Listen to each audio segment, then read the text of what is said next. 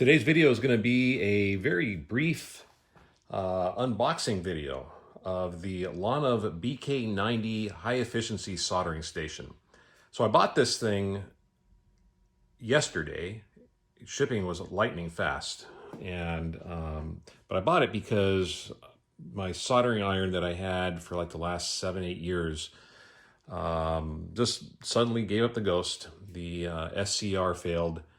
And when it exploded inside the main box, it took out all sorts of other components, and it's suffering some other problems. The soldering iron itself was starting to not put out the heat that it once did. So anyway, the reviews on this were pretty good.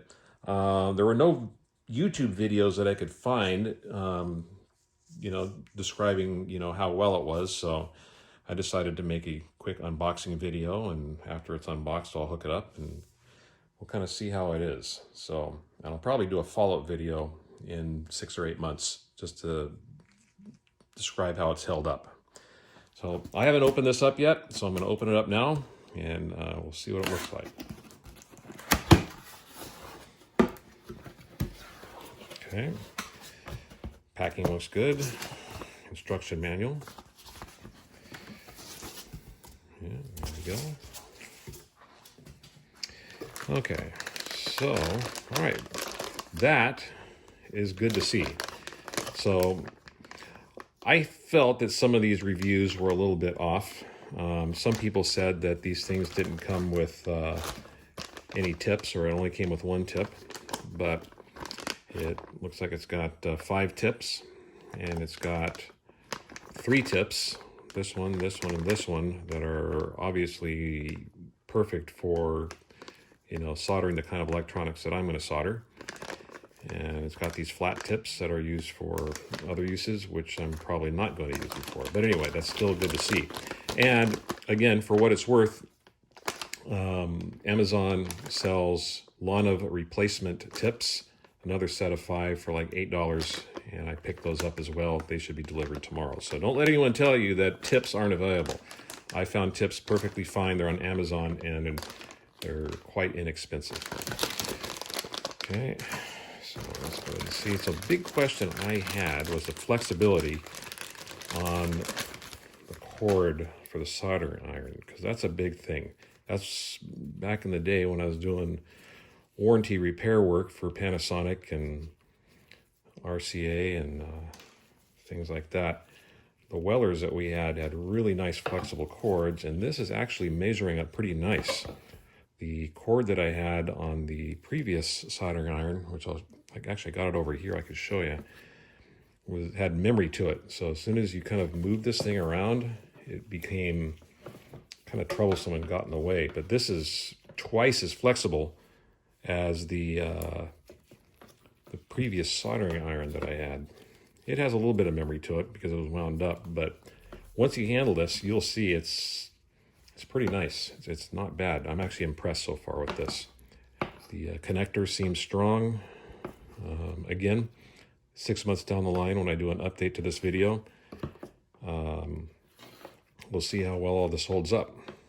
Oh, look at this. It actually has a tip pre-installed. So you have a total of 6 tips. Not bad. Okay. So let's go ahead and take the rest of this out. So here's the power cord. This isn't bad. This is the same thing that I've got on my computer. And so obviously if your cord was to break, it's common and interchangeable. So that's good. This I've heard mixed reviews about. This is pretty light. It is plastic, but it's the type of plastic that they say won't burn, but unless there's some sitting in here. So I see this as a problem. As we all know, those of us that do a lot of soldering, these things have a tendency to move around and slide on a surface. So I think one of the first things I'll probably end up doing is going to Ace and getting some small rubber feet for these 4 indentations, which obviously it looked like it was designed to have the rubber feet to begin with, but for whatever reason, they didn't install it. But honestly, because this thing only cost about $65, I'm just not complaining. That's a small issue. Okay. And let's see the unit itself.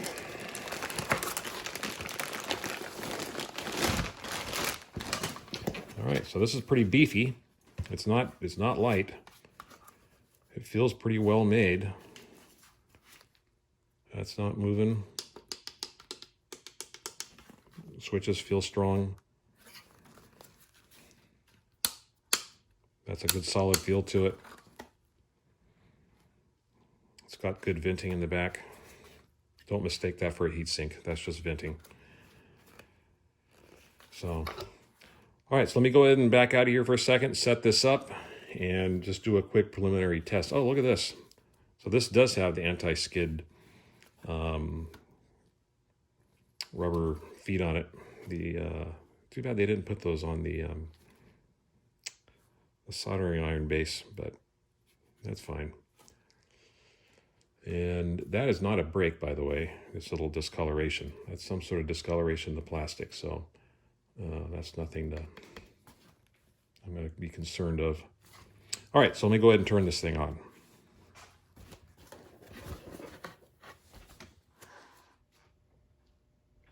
Okay, so here it is all set up. One thing I will say about this is I do like the connector for the soldering iron. It's kind of a socket sort of setup where it has a ball bearing that allows it to snap in place, just kind of like a socket set. So you just kind of find the indentation, which is at the bottom of the plug, okay, and it just snaps in just like that, which is kind of nice. It seems to fit in fairly secure. So again, like I said, in 6 months down the line, we'll see how this all holds up. So I'm turning it on. It heats up pretty darn fast.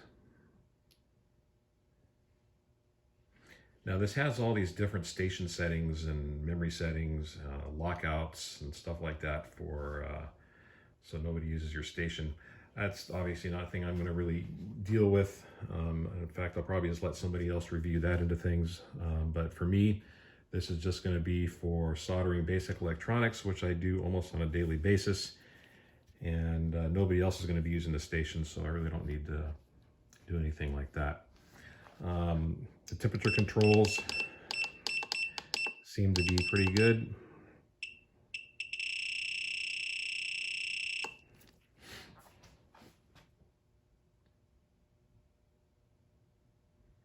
That shoots up pretty darn fast. All right, and we'll see with our tip.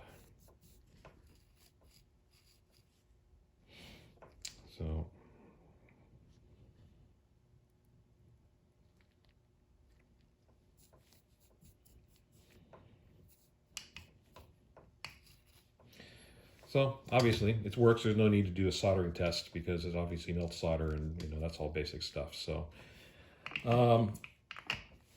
so far I'm pretty impressed. I like the lighted screen. I like the controls. I like the size. It feels well built. I like the cord. And I was going to show you the cord on the old soldering iron. Now, obviously, you kind of get what you pay for, which I might be saying that about this one, but so far I'm pretty impressed. But this old one here was honestly, I mean, it wasn't, but this cord is like they attached like RG8U antenna wire or something on it. I mean, it just had horrible memory, similar to like something for cable TV. It just absolutely garbage. I'm surprised I stayed with this as long as I did, but it did work for as long as it did, so I can't complain. I mean, what, 7 years, 6 years, something like that. So, and so what, $10 a year worth of the cost of the thing. Anyway, so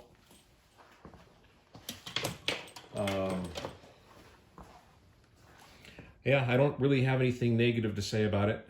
Like I said, it would be nice to have the rubber feet. We'll see how this sets up. It is a little bit light. I may end up putting some weights on this thing to kind of weight it down along with the rubber feet, but I don't expect this to be any significant issue. Quite honestly, when I start working again with my projects, the concern of operation with this model is just not going to be there. I'm pretty sure I'm just going to be able to do plug and play and just do my work. So, all right. Leave your comments, ask any questions, and I'm pretty responsive on YouTube, so I should be able to answer any questions you guys might have. And feel free to check out my other videos. It's not really review type stuff, but it is electronics and kind of high energy related. All right, take care, everybody.